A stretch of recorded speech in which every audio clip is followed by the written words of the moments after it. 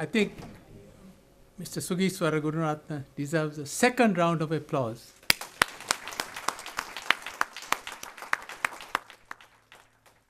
Venerable Bogoda Silvimala, Nayakathera of London Buddhist Vihara and Sanganayaka of Great Britain, Venerable monks, Mr. Sugiswara Gururatna, Mrs. Gururatna, Mrs. Mala Veerasekara, grandniece of Anagarika Dhammapala, and friends in the Dhamma. It is my honor and pleasure to give the vote of thanks today. I would like to start a comment made by Michelle Obama. She said recently, when our opponents go lower, we go higher. That is really appropriate for what Sugiswara told us today. Because Anagarika Dhammapala would have faced the most ignominious insults and probably come close to death many times, both in Sri Lanka and in India. The colonial masters wouldn't have treated him kindly. The Brahmins who had Bodh Gaya didn't even give him a place to sleep. He slept vertically inside a hollow of a tree during the first week of his first visit to India. We can admire him for his courage, fortitude, and determination to get the Buddhist sites in India revitalized,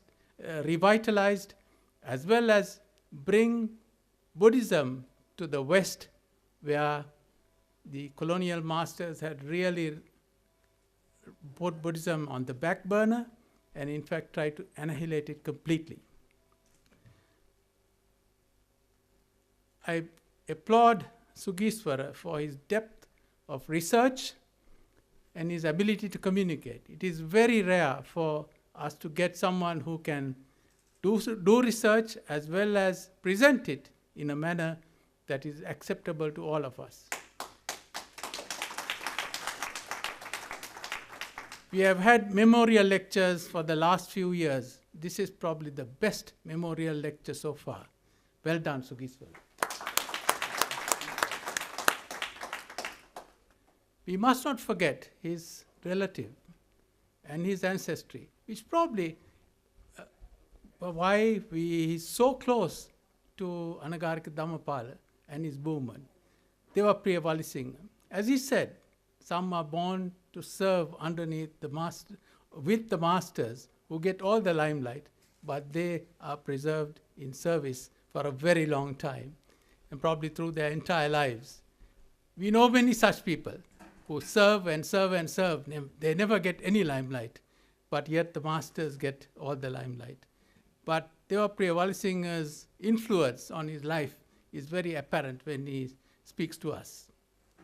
And Deva Priyavali Singh was as great a person as Anagarika Dhammapala because he carried on the work regardless after Anagarika Dhammapala passed away in 1933.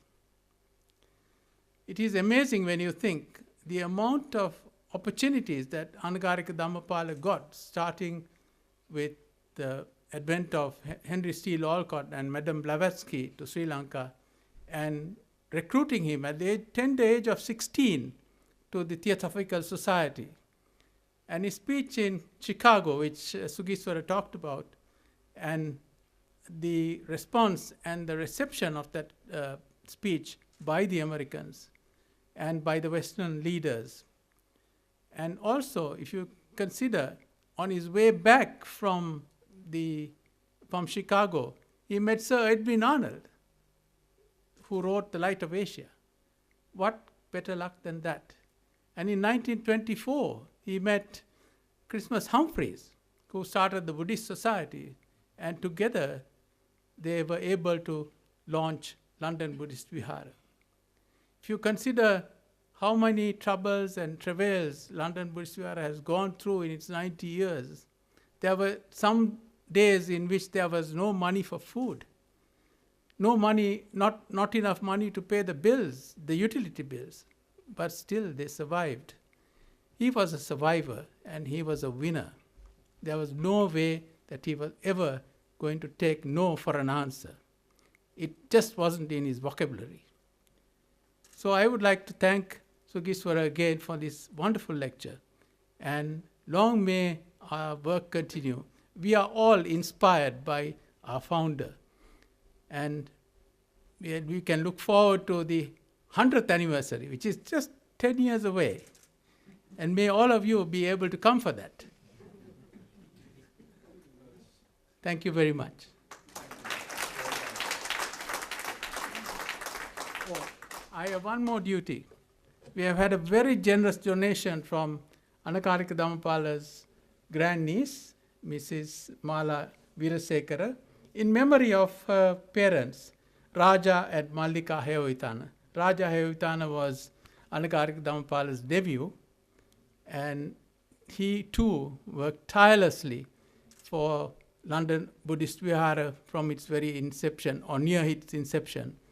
And long may the family and all of us continue the good work. Thank you.